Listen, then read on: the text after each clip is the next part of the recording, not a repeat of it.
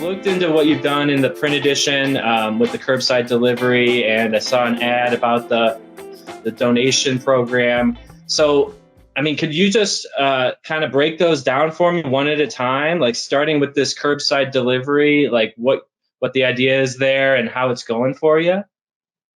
Sure.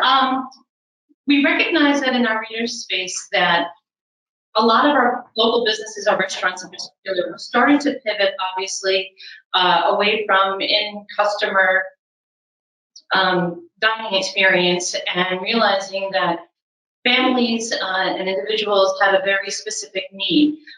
Many were overwhelmed because not only were they losing their freedom to be out and about, their responsibilities to themselves and to their families were compounded. So the need for families to provide themselves with good meals, as well as the want to support the businesses that have been here, in addition to surviving Hurricane Sandy, which was a huge challenge. Our community was very primed for understanding the need for that moment of altruism. So with all of that want, there was a lot of misinformation, although well-intended, on social media, whether it was Instagram and Facebook and whatnot. And we decided, since we are Rockaway's paper of record, that we should take ownership of that information and begin to, in a digital way, as many readers are turning more so to digital versus printed version, and claim that space so that we can inform our readership as well as provide service for our advertisers. When you say all that, are you also talking about the donation program for the healthcare workers? No, we're going to get into that. I think the key thing with the curbside program is that we're dealing with the business associations. So the Downtown Rockaway Merchants Association and the Rockaway Business Alliance, they want to help. And I think the key is not to do this stuff by yourself with this program, where we wanted to promote the restaurants that these business associations want to promote as well. So we're figuring ways, mostly digitally, to support this program. And we're trying to have our readers, our followers, as I say, mostly digitally, use the curbside delivery program. Because we wanted to focus, we really wanted to focus a little bit more on the feeding the front line on the newspaper side. And I'll tell you why. Digitally, I think you have to be more programmatic, and I'm going to use the word business, but I don't mean it as business, where you have to be, this is business, your followers should buy this product because it's available, and you're helping people.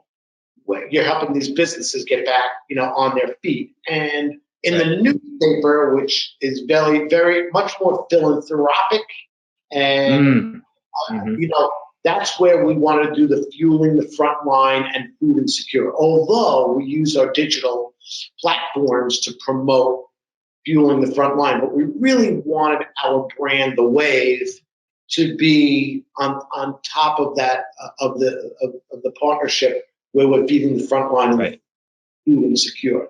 So that program, I'll explain it pretty well. Many of the advertisers we did keep were the restaurants who were doing delivery.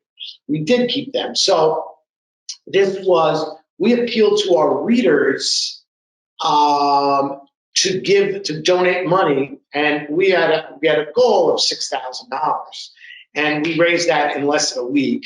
To raise $6,000 to buy food and to provide food for the hospital workers, the police, EMS, and the food insecure. And we're still trying to figure out how best to profile the food insecure population. We're not doing that. So what we did was we raised $6,000. We went to our advertisers and wanted to provide food for these hospital workers. So people who've been with us, by us. Now, we don't want to only use our advertisers, but we primarily used our advertisers. And we went, and said, listen, we want to feed 100 people. And we want to feed 100 people at 2 in the morning at this local hospital. and a local caterer did that. We gave them $700. Somebody else, Right. they wanted to feed the lunchtime people at a medical center. We gave them, we gave them a check, and they fed the people. And now we just had our meeting today to see how we're going forward with this. Do we want to do a program? We raised $6,000 a little more. And who do we go to? What restaurants? The restaurants are overloaded. The ones that are really doing a good job, there are lines around the corner, for some of these places. Not just wonderful. Places. Right. Works.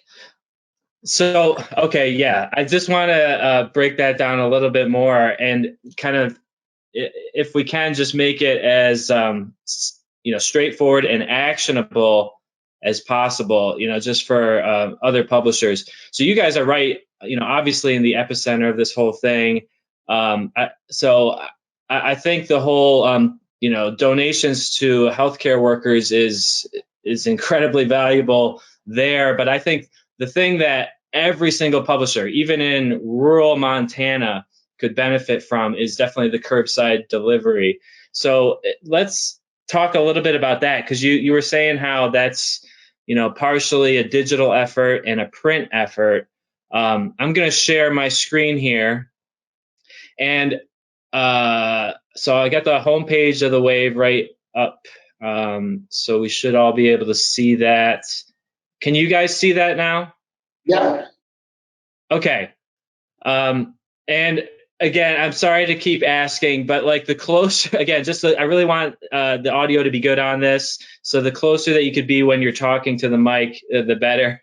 Sorry to be annoying on that. But so Walter, tell me where to go here, because I know that you've got this sweepstakes program going on. That's what jumps out to me on the web component. Do you want to tell me about that first? Alison's going to handle that. She was the architect. Thank you. Okay. Well, we recognize that, having a free meal is always going to be an awesome enticement for people. And add to that there, we do have a community of people who might find themselves in a moment of struggle as well. So we devised this curbside program to do a couple of things. First of all, it was going to be a service to our advertisers as well as a reader service project. We recognized that by offering a sweepstakes, that we were going to be able to retain basic data points that we could then begin to utilize and leverage going forward. Of course, with a perspective of responsibility and confidentiality. But we wanted to get a sense of, who is going to be, this is our first project in this regard. And we recognize that our reader engagement is probably at all-time highs. So this was a very prime moment for us to activate on something like this. Devising a clever logo to drive that. The logo has appeared on each of our landing pages as each page comes up story-wise. And we've received, you can see the analytics on it, Matt. The click-through rate has been tremendous. And excellent.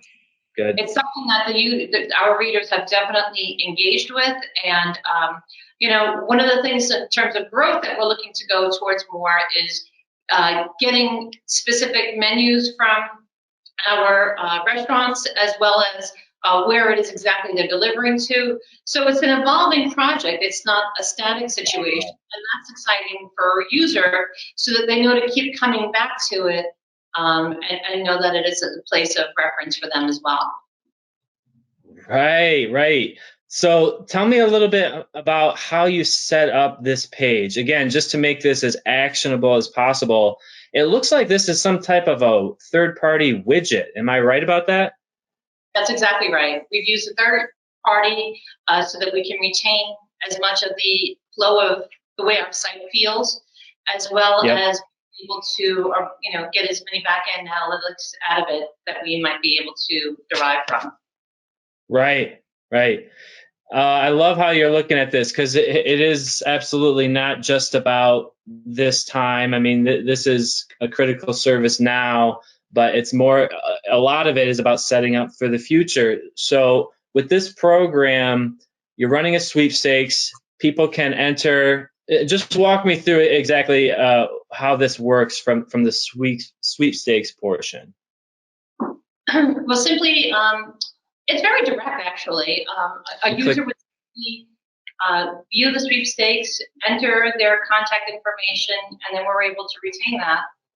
And a short amount of time, we'll be able to randomly select the user and then utilize that winning moment and the presentation of the award as further editorial to further excite our users and also to give them a sense of give us a sense of credibility that we're not just out there retaining information, that this is actually happening. And people are looking forward to that moment to really be excited about something, see something good happen. They're looking for that goodwill moment to arrive. And along with our Food Insecure program and the Frontline program, we communicated each step of the way to our readership, bringing them into the cycle. And they've been very excited for us throughout this process. Right. Okay. And so basically this is a widget powered by Second Street, which I think a lot of publishers have heard of this company, but they do a lot of interesting things. You probably, I don't know where you heard about them, but they're at a lot of conferences and things like this, right? But they do just different contests and just kind of like different ways of doing lead generation that are entertaining and really exciting. I mean, so if I were to enter this, then I can choose. Walk me through how it works. I can choose a restaurant that I would like to get a free meal from, and if I win, then I get the free meal from that restaurant.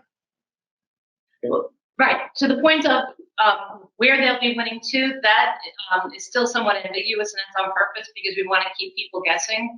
We want to keep that excitement there for folks.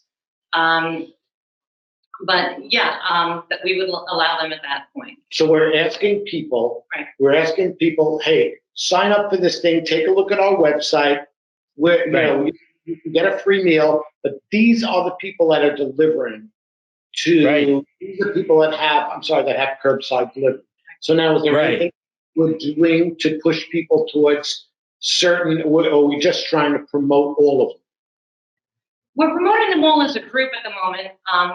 With that promotion appearing both on the website as well as the heritage print paper, and talking about it in general terms. And our next evolution is going to be identifying which restaurants specifically delivery services, as well as those who are providing the curbside. Now, this was paid for by those business associations, just so you know. It's not like we're doing this for free. So the business associations are paying us X dollars a month per advertiser. It's not a crazy amount, but so we're trying to figure out other deliverables that we want to give them. For instance, we've been toying with this. I've been toying with this for a while, and that is, if you see how the gaming industry markets, everybody's trying to get the millennials, and people say, how do you get the millennials? If you know how one of these games work, like Counter-Strike, how do they make money? And how do they get rewarded? How do these 20-year-olds who are playing that game get rewarded? And they go to different levels. And so we're trying to, and I've been looking at the Unity platform. I don't know how familiar you are with that. That's how you build your own. That's how you build your own game. And there are people that actually do that. You got to know coding, so if you don't, you got to hire somebody. But it's kind of like one of these games where they allow you to take a picture of your street, and you can have the game going to the different stores. Cuisine by Claudette is on the right, and on the left is Georgina's Bakery. And we're thinking about how to have people have a game like that, and you go into Georgina's and see if they have a coupon. And go to the next. If you hit 5 stores, you get a next level. So it's not out yet, and Matt, you're a genius when it comes to this. I want you to think of this. This is why I'm telling you that the industry has to come up with. Everybody's talking about the millennials. Well, play a video game, and watch how your kid earns points and earns games, and watch how they'll pay for extra bullets for a game. Right. That's what happened. My son spends, he says, Dad, I only spend about $5 a month because I'm pretty good. But some people spend hundreds of dollars a month to play these games. And, you know, when you take me on how do you get rewarded? How do people get to the next level? And what's their marketing scheme? It's beautiful, guys. And we don't understand it. We don't play that stuff. But I'm telling you, other publishers, look for it. It's going to be huge. So while we're in our curbside delivery thing, I'm looking into how we can develop this game, you know, with Unity developers, how we can reward people getting coupons and stuff like that. So, you know, there we are. We're still looking at stuff like this. That's really interesting. Yeah, I mean, there's a lot there. But yeah, so just like in terms of how that, man, I didn't expect it to go this way. So, but is that, so that's like something that you are picturing would be part of the, maybe the website where if people get to the store, they can kind of check in. It's almost like a Foursquare function. I don't even know if Foursquare exists anymore. Here's what I'm thinking that our eventual clients are not going to be as much the stores or the restaurants themselves as they are going to be chambers and business associations. And the business associations brand is going to go on this thing, and we're just going to power the sales for them. And we're going to be able, through your website, through Second Street, and through the Unity, you know, a Unity app, we're going to be able to provide that shopping experience that's going to help us partner with these chambers or these business associations. That's how we're looking at this. Right now, I mean, we're at the beginning stages of, we're just showing them where to go. That's all they really want. For the $40 a month they're giving us per business. It's not a lot of money. It's $800, but so we're trying to give them better deliverables. And, you know, our power is to just send out right now, the way it is now, send out, you know, social media blasts saying, hey, hey, Bungalow Bar has a, you know, tonight they have a special on lobsters, you know, and then send them to our site. So we can't, the reason I wanted to wait till this week is we really couldn't give you deliverables right away because an idea is an idea is an idea. We really wanted to talk about, how we've done with deliverables. And I do think that this, fueling the frontline and food insecure program, along with this curbside delivery, really teams up very, very well and goes very well. Absolutely. Yeah. So just to, again, I got to keep bringing it back because, I mean, I love the idea of gamification and like this kind of AR interface that you're picturing. But just to bring it back to the basics on something that other publishers could take action on. I mean, what you've done here is kind of what we've been talking a lot about in the newsletter is just putting together a directory of who's doing curbside delivery. That alone is valuable, but you're also generating leads for these businesses by getting these emails, identifying which emails are interested in the different restaurants. So you've really taken it to the next level with this Second Street plugin. So that is, that's extremely valuable. Now, don't forget about this. We're actually using the money we're getting from the front line to give business to these restaurants so that they will advertise with us. Right. Yeah, and that's the other thing. Okay, so let's talk to that because I do kind of see these as two separate projects, even though there is a ton of overlap. It's all about driving business, either traffic to the businesses through the curbside delivery or just sending them business by buying food and bringing it to the front line.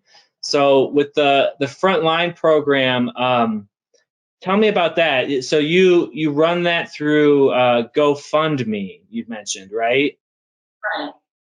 So how do I get to that on the site? Yeah. Well, my background is through working with national nonprofits, and I had done an enormous amount of work in terms of recovery for Sandy. So this was somewhat of my wheelhouse and able to hit the ground running with it. So I connected with our local organizations and specifically the Queensborough President's Office, who we were starting to initiate this program so that we could bring donations in, sponsor a business that wouldn't necessarily have received that income. Right. Whether we're honoring a frontline organization, a municipal organization, healthcare workers, but also recognizing that there is an emergent population of individuals who previously were able to meet their bills, pay their mortgages, drive their cars, tend to their children, suddenly were out of work, not receiving income. And that's a moment of crisis that we're starting to address so that we could then bring those GoFundMe dollars and private donations to these businesses. It's almost like a grant.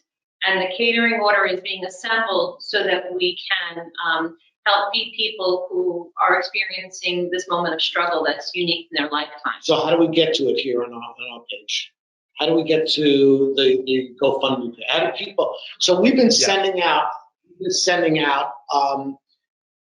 our social media about what we're doing. Where do we find it on? We haven't entered it on the homepage, although in talking through this is certainly an effort that we should be doing. Can I get it on Facebook? Doing stories, we have a dedicated newsletter that goes out each week, and we've received an enormous amount of response just in placement there. And the click-through rate has been quite strong, as well as sending out a specific call for action to our readers, explaining to them what is that's going on in the community, what's happening with neighbors, and that was tremendous. I mean, I believe in a day we made $2,000 alone. All right, so if you search feed the front line in our website.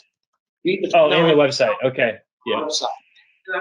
And then the story that's on top, helping the heroes. So when people read the story and so you're in front, read the story. See, you got to go a little bit deep, it should be really impressive to you. And so you got to go a little bit deep. And when you get deep, now hit that and you go right to our GoFundMe page. So got it. Now, we got a call from one of the people. By the way, I don't know if Allison has told you or Mark, but we have an editorial advisory board. We have people in the community, a dozen people, who sit on an editorial board that we meet with each month. A real risky and scary thing, but because if you endorse somebody that they didn't like, then they got responsibility.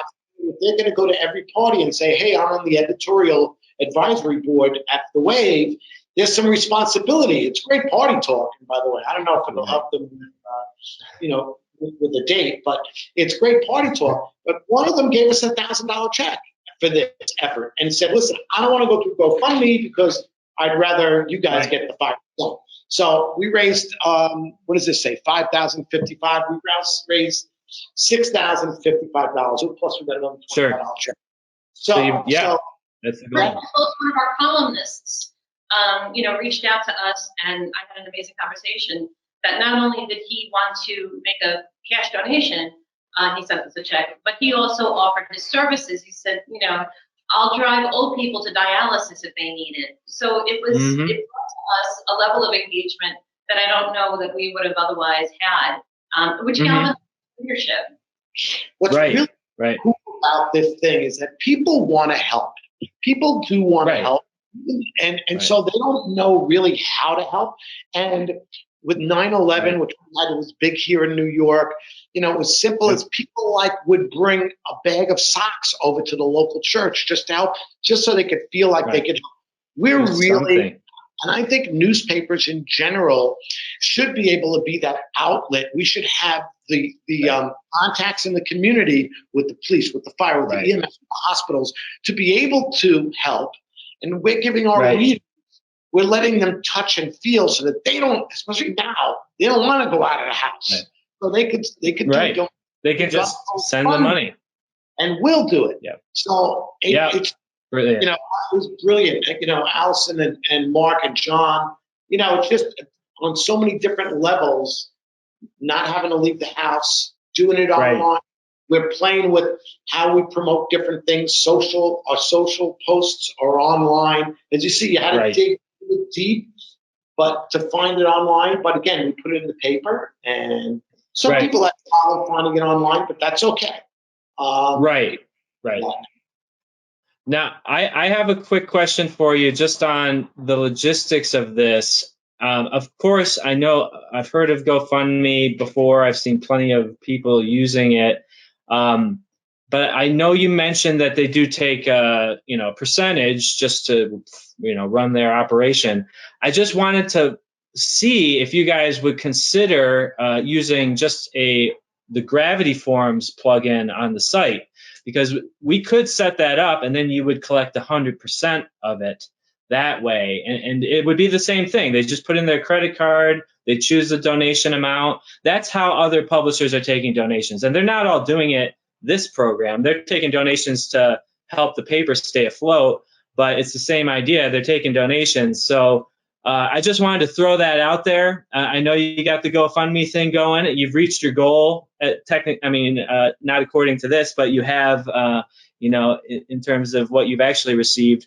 So I just wanted to throw that out there. If you wanted to do another fundraiser, maybe start fresh, we could do it on the site, and then you would take 100% of it. Just an idea. But if you like the GoFundMe platform, by all means, use it. You know what I mean? Yeah, no, it's good. You're right about that. You're right. People are very familiar with it here. Right. Although they do trust us, so I wouldn't see why they wouldn't just, that's great. Thank you for that, Matt. Yeah, sure. No, it's just an idea. Yeah. Okay, cool. Yeah. On the bottom of it, we have a QR code. If you scroll down to the bottom of the article. The article. Okay. Yeah. QR code there. So people had their, which is a different way of doing it, I guess. Okay. Right. Keep going down. Down here? I'm not seeing it right now.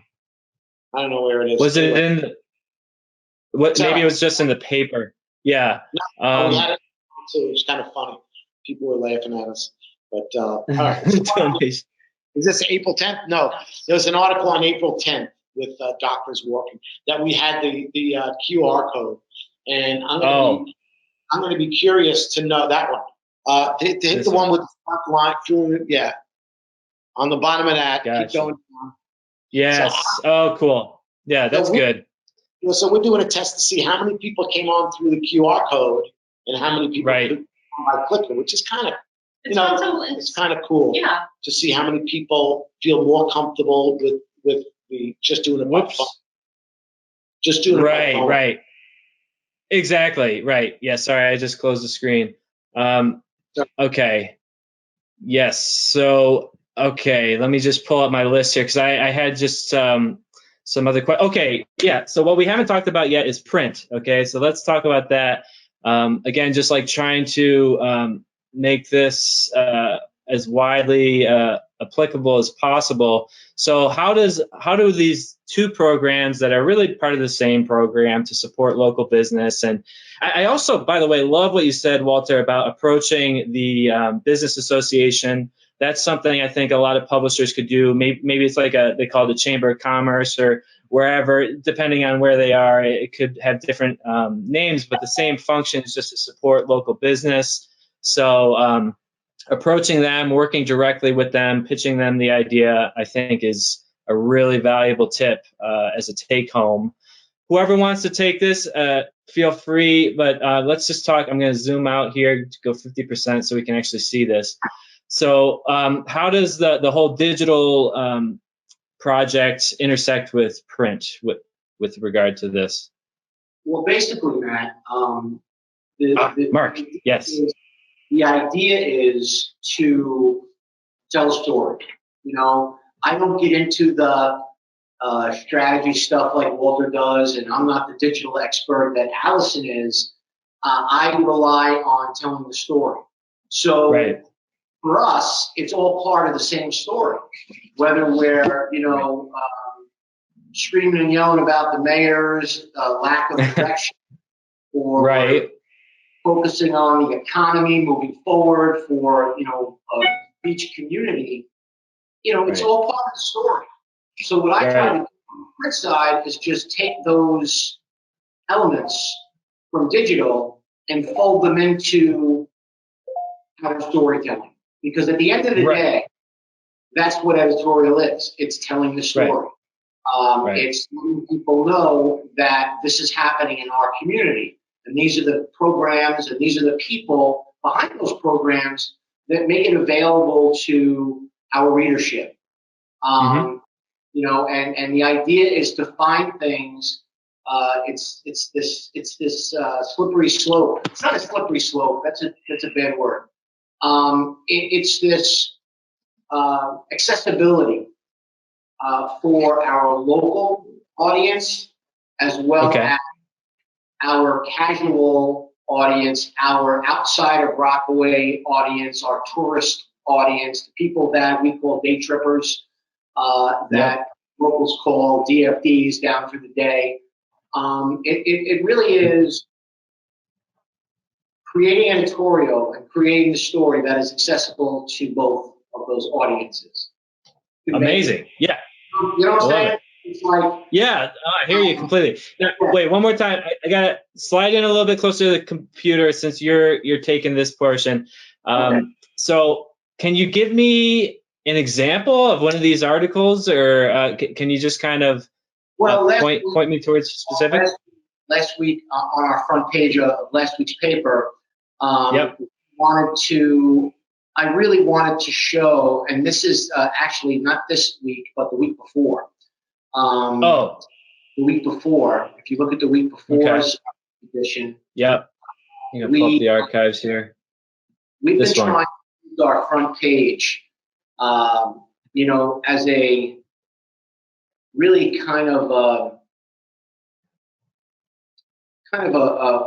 roadmap. So when people go back and they look, they see how the wave covered this pandemic, right? So we're trying to be encouraging. We're trying to be positive. We're trying to point out the people that are pulling the weight. And so last week with Helping the Heroes and the Hungry, that's how we really introduced the program. We used our print to introduce our digital efforts. Right. So we put the QR code in the print. We the fueling the front line, the banner on the bottom. That was what our Facebook cover was. Look, everybody has their own way of dealing with print and digital and making it all kind of. Some people say make it completely different. Some people say, oh, you gotta make it completely the same. As someone who grew up while the internet was taking over, and somebody who worked at the Associated Press, which was kind of at the front line of digital immersion, I feel like you need to curate your news, and you need to take it and deliver it in such a way that you can take something from digital and put it into print with a couple of tweaks of the bonsai tree. You know what I'm saying? Like a little tuck there, a little nip here, a little massaging here, and you take your really powerful digital content that is grabbing people digitally, but then you can also get people who read the print product, because we have a very healthy print audience, probably more healthy than most, especially in New York City as far as a weekly paper. People buy we sold out at Bell Harbor Foods. I don't know if you saw that. I mean, people are buying our paper every week. And I think that in times like this, they're especially buying the paper. So we have to make sure that our print audience is not losing out on the things that the digital audience is engaging with and vice versa.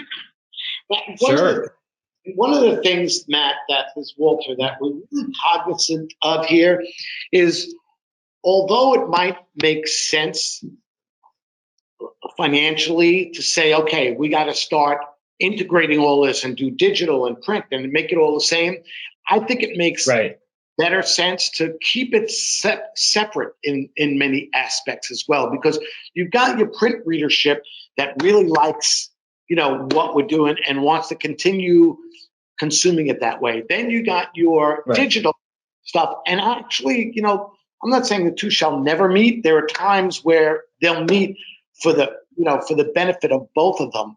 But, we're finding that you have to have those different platforms so you can have income on those two different platforms. That's one.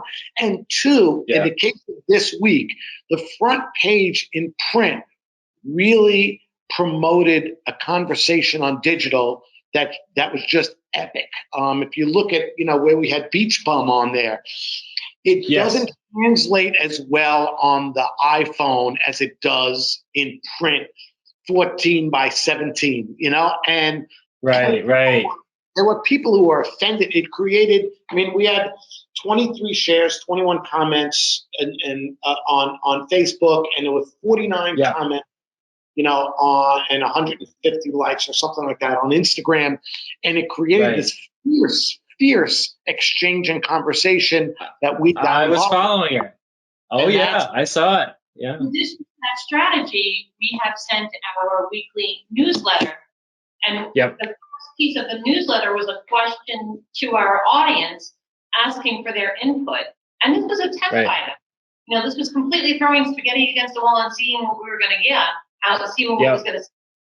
And we received up to 6 pages of entries with people weighing in. And it was a very exciting moment to see that, not just the engagement on social, because not everybody is on social, but many people who read the print product look forward to receiving that newsletter and are very engaged. And because we gave them an opportunity in a protected environment, not that they have the newsletter became that much more impactful. I was okay. Let me see this newsletter real quick. By the amount of engagement on Instagram, not from a like standpoint, not from a shared standpoint, but from a comment standpoint, because Instagram usually is not a place for that kind of commentary, where I will never feel compelled to respond. I'm a Twitter guy. That's where I get and we got a lot of response too. We got a nice shout from NYC Street Blog, which is a huge blog. Cool. They gave us a huge hat tip, they said, for our front page. But the Instagram comments really kind of made it a game changer, because I felt compelled for the first time in I don't know how long to actually comment as the editor. I didn't want to comment as the Wave. I wanted to comment separately as the editor and say, look, we're not, if you read the editorial, because it was a special editorial, on the front page, which is rare. We normally don't do that. It really was something that happened as we were going to press. And I really felt that we needed to address it, because it's something that affects everything that happens. This is a beach community. And when you have a mayor that says, we don't have a plan, and then what is everybody supposed to do? Just give up, give up the song because, he doesn't have a plan. And, as I said, on Instagram, I really felt it necessary to, I was compelled to deal with it, in a way that, normally I don't read the comments, isn't that what they always say? Never read the comments. But because you don't want people to misinterpret your message. So I put it in writing to be very clear. We're not saying don't open the beaches. We're not saying open the beaches right now. What we're saying is April, 13th. How can you make a decision on July and August in April when we don't know where this thing is going? So the other thing which is big is we have to try to figure out how to monetize this whole social media thing, and one of the important things that Mark said was, Instagram is not a comment type platform. So the fact that it was, it's not going to change the way we do things. But it's just bizarre how this Twitter is, and even you could say Facebook is. Yet we got double on the comments on Instagram, which tells us something. I mean, it tells me that picture itself, because Instagram is a photo and picture type of platform, that picture was really made conversation. And I'm going to believe to my dying breath that it was the print publication that elicited that kind of response. And that's why you'll never lose that. And, when competitors of ours say, you know what, we're just going to go digital, we're licking our lips saying that's just like the worst move you could make. Just, we're going to forget about print because fewer people my biggest concern and challenge right now is how do we monetize for our advertisers, not for us, but how do we now put advertisers in this Instagram platform in a better way? And we're coming up with that. We're doing programs, where we'll put video and so that we could put a couple of Instagram posts and then put a post from one of our advertisers. It doesn't an ad, but it's a sponsored content type of thing, like a a flower shop. Those are the ways that we're trying to like right here. Here's Jameson's Pub. This kind of thing, right? Yeah, this is cool. Okay, now this is actually a perfect segue to the kind of last, in my mind, the last section of this interview, which is how the Wave has pivoted its business model or its digital model since you took over, Walter. What I've seen here is a couple things, and then also bringing Alison on. That's the other component of this. So when you bought the paper, we were doing the full service PDF extraction, right? And that means that we're updating the website after you go to print, and it's a weekly thing. And we were doing that for a while, and I'm not sure exactly what prompted this, but then you switched to putting up the stories yourself. I'm sure Alison drove a lot of that too. So now, how has that transition worked for you? Because that's something I think a lot of our customers are looking at too. Like 90% of our customers do the PDF extraction. So to go from that to where you're putting up the stories, how has that gone for you guys? Well, I'll ask a question. When you say 90% of your other publishers do the PDF extraction, you mean that they put up the PDF and you guys extract the story and you put it out? Right. Yeah. We used to do that. We felt, what was great about I have another company with a bunch of other papers, and we do everything kind of ourselves, except we have an SEO type of model and platform there. I love the service that you guys give. I watched for a couple of months and saw that if you have somebody, a company like yourselves, giving actual time and actually thinking about this, about web and how to integrate web in platform, with your print, it's a home run. So, no matter what the cost is at this point, it's worth it. So what we did right away is Mark and I, we hired a digital editor right away when I bought the paper a year and a half ago. And all we're doing is experimenting. We were just throwing stuff at the wall, putting everything on online and seeing how it flushed out, and try to really determine after that where we were going to go with this. The main thing that I think publishers and we understood was the only reason you would do that, you must have an income generating platform. Every platform's got to be income generating on its own, no matter what you did. You can't, otherwise your advertiser's going to say, all right, well, obviously we're just going to put you in online as well. And you don't put any energy to that online presence. You just slap it up and you're not getting any more money from advertisers. So the goal down the road, so after that, we hired a digital editor to just throw stuff online, see where it went, follow, do some video, play with stuff. It was time for Second Street and Alison, and really look at it in an entirely different way. And Alison's done that by experimenting. I mean, it's a lot of fun what she does because she experiments, and it's not like we do anything wrong. It's not like we said, "Ooh, we got zero response to this." What are you doing? But that's what you learn. Yeah, exactly. editorial standpoint, Matt, Yeah. it was a very big part of the decision to change from you guys extracting the PDFs and putting up the stories. She was a big part of that, but it was also about the team, in general, because the team before Allison and now Ray, man, the team now can all be 5-tool players in the sense that, for those who are listening to this or going to listen to this and don't get the baseball terminology, it's about having the ability to do different things. Prior to Allison and Red coming on board, it would have been me doing all the digital uploads. And, it wasn't like you guys didn't that you guys did a bad job. You did a very good job of taking the content from the PDFs and uploading them. But once we got more sophisticated as a staff, once we had the ability to better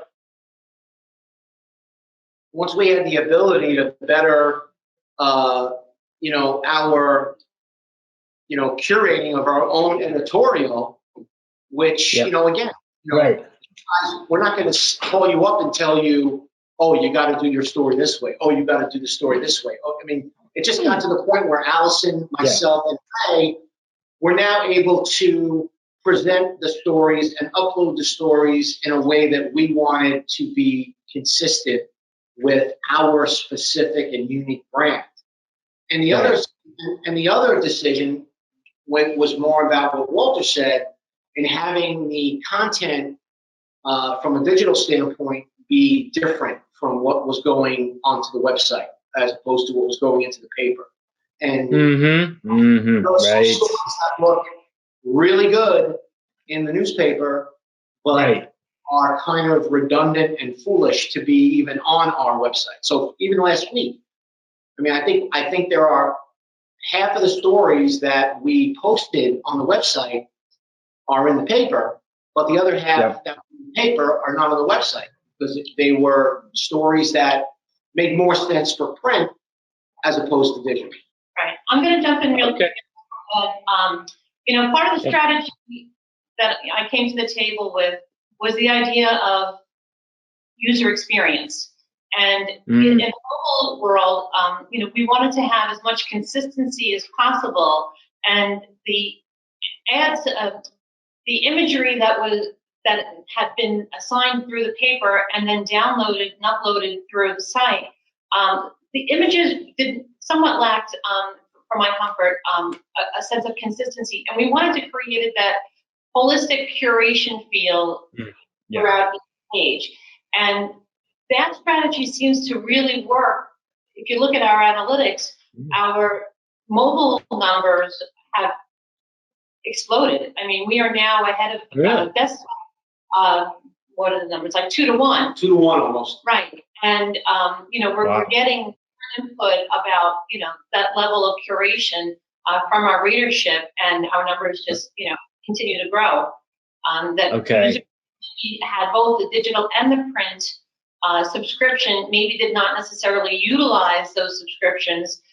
Now that they are at home, and I do believe that going forward, that print product the digital product will be as integral to them as their print product. On paper, especially, the Wave mobile is now scrollable.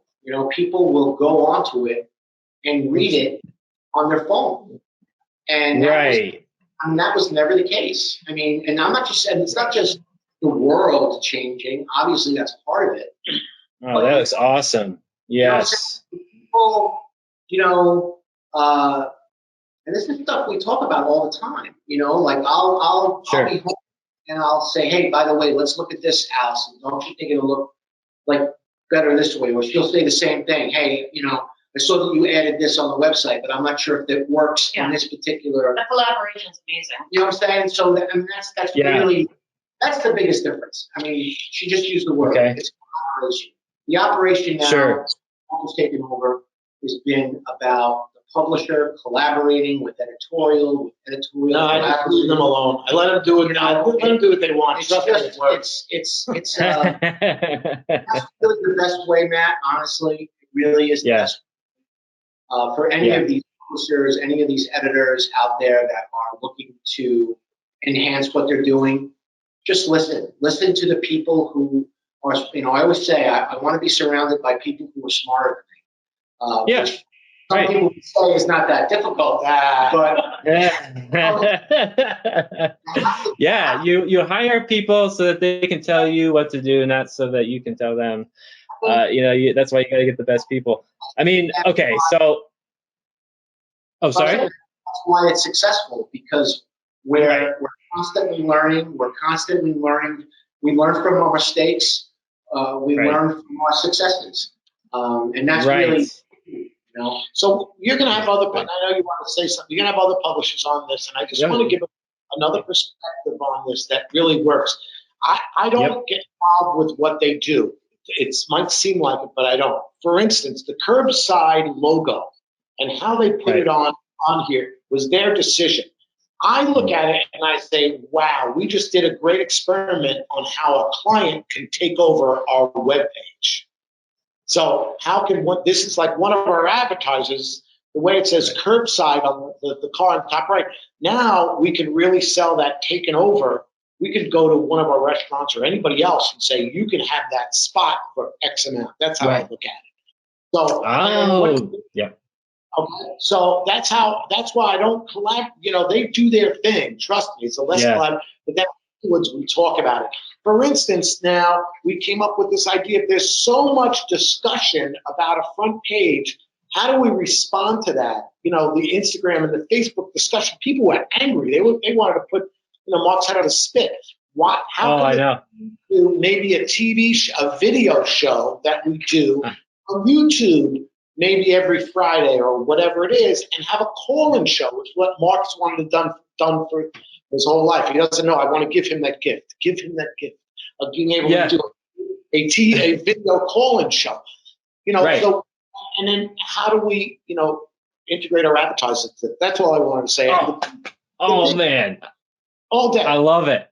Yeah. So, and the big thing is, one of the things Mark and I haven't talked about, but we read each other's minds, is that when I took over and Mark was here alone, we had one person in the office that lived in Rockaway's Broad Channel. Now we have 5. Okay. So there you go. That's a huge thing when you're doing digital stuff, to find talented people who live in your area. I think it's very important. Doesn't mean that's the only factor, but you have to find talented people in your own distribution area. And I think, it's going to help your whole digital effort. That's all I can say. I gotcha. Yes, for sure. That makes perfect sense. I mean, the tie with the community, Mark, how long have you lived there? I don't live here at all. He's the only one. He's zero credibility. That's why he wanted more people to live here. No, but I didn't understand that. Oh, I missed that part. Anyway. I'm the first editor in the history of the Wave that doesn't live here. I gotcha. Okay, gotcha. Family is 5 generations deep. I'm the import with only living here for 25 years. So there you go. It's good enough. Gotcha. Well, gotcha. our query editor Ray Vans, Bell Harbor. He grew up here. He lives here. He grew up here. New salesman. New salesman up in here. Gotcha. This person is from here. I've never made it a art. That's right. Our top artist is really good. She's from here. So, it certainly adds to our credibility. But I wasn't going to hire someone just because they were from here. Right. They had to have, the entire package. And look, and that's been a big help in a lot of ways, because right. It just makes sense. But again, for sure, it's all about working together in collaboration, and you can have all of the tech. You can have great tech, you can have great editorial, but if your publication, if your company, if they're not working together, then that's where the success happens, especially at times like this.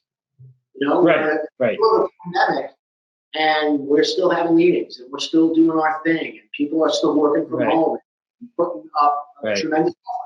Right. You know, they're not looking at the bottom line and saying, well, okay, it's 5 o'clock, I'm done now, or oh, it's 9 o'clock, I'm not on the clock yet. Things like that. It's a combination of people who really care, and it shows. You know, it shows through the programs that Alison came up with. It shows through the programs that allows us to, throw out there to the community. You know, and that's what it's really, at the end of the day, whatever anyone chooses, whatever narrative they want to choose, we have that tangible evidence of the things that we are putting out into the community. And Matt, you always publishers, we always have to try new things. Last year we had an event structure. We try to do events online and have people put their events in, try to put it, because we really believe events. I remember. Yes. And so we tried that for a year. It didn't do what we thought it was going to do. Not a bad platform.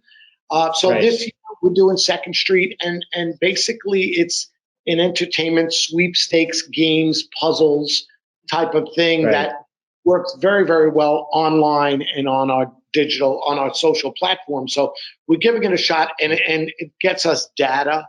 And as you said, an email list so that we can really show to our advertisers what we could do for them. If you have any other, any other suggestions on who we could use and why, and we're going to count. We're going to count on you because you know us better than almost anybody, digitally and print wise, because you're working on it. Let us know. And that gaming, for sure, gaming code or gaming platform, Unity, UNITY, really the best. It's like the WordPress of a gaming platform. Of games. So anyway, let us. I have a couple things. I have one thing for you right now. A company that a lot of our customers have used that you might want to check out is called Friends to Follow. Have you ever heard of them? Yeah, I looked into them. Okay. What'd you think? It's a guy's name, Matt also. Isn't his name Matt? The guy that I know there is not named Matt, but it's a pretty small company. So I'm not sure. I've seen him. Yeah, I've seen him. That's just a way to bring in the social feeds and stuff. Kind of get people. Okay. Their pitch is that you can get these local businesses that are already posting updates on Facebook. You could get those posts to appear on your page and then generate followers for them. The reason I'd like that guy, I remember it's because he was really spending a lot of time and energy. The same with events, EVVENTS. They were spending time, money, and energy. And you got to love somebody that's going to spend money, do research in our industry. So I believe we should all really help these people out if you can. And that's why we took a deal with them with events. And it was hard to stop it, believe me, if I thought, So Friends to Follow is a good guy too. He's a very good guy too. Yeah, just one that came off the top of my head. Okay, now before we've been talking for an hour here, I really appreciate you guys taking all this time with me today. I wanted to just kind of end it here by just seeing if there's any features. You mentioned a couple like really exciting ideas with the Unity and the gamification. But are there any other features of the site that you guys are looking for? Like one thing that comes to mind that we put on our annual survey, and I can't remember if any one of you filled out that survey. I absolutely did. Yes. You did? Yes. Okay, I'll double check what your answers were. I'll go back and look. Without even looking, an app. Developing an app that has groups. That we could send notifications to groups. Most people don't understand what an app's supposed to do. It's really the primary function of the app is to be able to send out push notifications to people when it's important. But you got to know when not to abuse that. So, my whole thing to you was developing an app like Bleacher Report. By like Bleacher Report, I mean that you could follow Fordham basketball if I wanted to, and only get notified when something happens with Fordham basketball, and those are that's the kind of thing. Here, I think it has been. Love to see is more something of a, to build on the app idea, an SMS effort that we could Okay. to our subscribers in their cell phone, texting them breaking story that comes through. Got it. Right. Yeah, exactly the same logic there. Everyone's on mobile. Everyone's got their phone on them at all times. So if we can either do a push notification or a text or both, that's how you get people's attention. Walter, let me send you. I'm going to send you our latest version of the app, because I think since we did the survey, we have come out with the push notifications, and I think it would work for you. I mean, you talk about groups, and I remember talking about this in Albany, and I'm trying to imagine how we could make what we have now work for that, because I think it could work very well. Because the way the push notifications work now, when you download the app, you opt into different categories on the website that you want to get notifications for. Right. So that's it. okay, Yeah. so in that way, yeah, we've already got it. So let me send you a category. Instead of a category, it would be Rockaway Beach Volleyball League. Press here, and then that's the only time you want to be notified is if we want to notify Rockaway Beach Volleyball. Right. Okay. All right. I think we can. It's not really set up to do it in terms of like topic interest. It does technically have to be a category, but I think we could still make it work by just creating categories on the site for Rockaway Beach Volleyball. Okay, let's say we create a category. We don't necessarily feature it on the home page, but it's a category on the site. And then when you publish an article and tag it as that category, it's effectively going to send it out to anyone that opted into that interest group. Right. So I think with some minor tweaks, we could get it just what you're looking at. And look, man, we've been talking about it in the newsletter this all month. We're doing it the setups for half off. So it's just $250. We'll set it up for you, and then it's $99 a month for the app. Do you want to go for it? Yes. Okay, cool. I'll set you up. I'll get that rolling right away. And I'm going to talk to my developers about how we can tweak the... How long does the app take to get set up? And then how does that integrate with my website? Okay, the app should take probably about a week to get set up and into the iTunes store. We're just going to need a couple, like, a new version of the logo for the splash screen when the app's loading. We're going to need a few things from you, but once we have those, it won't take long. I'll fill it out today. Okay, cool. I'll get that to you. The one other, what did you just ask? There was one other thing you asked about. I can't remember now. But SMS. Yeah. SMS. The SMS, right. Yeah, that would require development, but I can get it. That's the type of thing that I just need to see what's out there. It might be a really easy thing to do. There might be a plugin that exists for it already. So we could just get that set up. But you would want to basically be able to select specific stories and then like check a box on it, maybe, Allison, on the article edit page, and just say SMS text and then save it, something like that. Okay. The other thing, to have a breaking news thing and say, listen, if you real breaking news or you want sales from so-and-so, give us, text the word realty, REALTY, to 21321, whatever our number is. And then we can fill out, if one of our real estate agents has a great open house, boom, we send it out. That's what we're going to monetize. That's how we monetize it. That's it. Okay. All right. So you're saying, okay, I kind of, this whole area is not something I'm like that familiar with. I have, I get notifications from some publications. So I guess you would need to collect phone numbers. That's one part of it. But once we have the phone numbers, you're sending out breaking news, right, Allison? And that's like your core service. But then occasionally you're saying that you would send out things like, are you interested in buying a house? Text back real estate. and then they would get put on a new list that you could Correct. blast to, that kind of thing. I mean, it's all about generating leads. That's all that we're talking about this entire conversation, either for realtors or for the restaurants. So that would be, and then you could turn around and sell that list to, or sell those phone numbers to the realtors. Okay. Yes, exactly. Right. The qualified leads. Right. Yeah. Okay. All right. Very cool.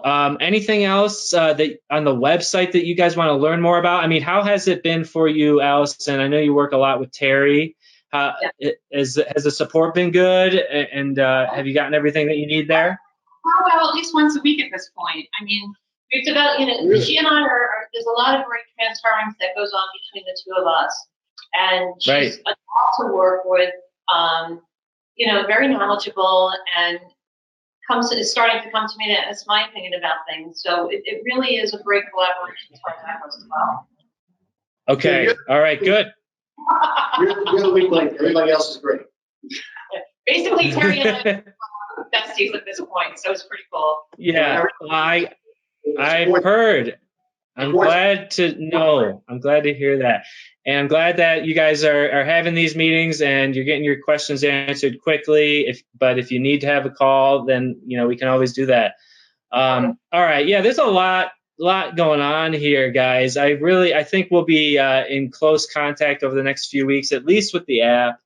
I'm gonna daydream about your ideas on the gamification and see where we can take that, Walter. SMS, there's a lot here. So, but we'll just take it one step at a time. I'll get the app rolling for you, and we can tweak that from there to make it work the way you want. Is there anything else you guys want to talk about today? Any other ideas you want to share with our audience?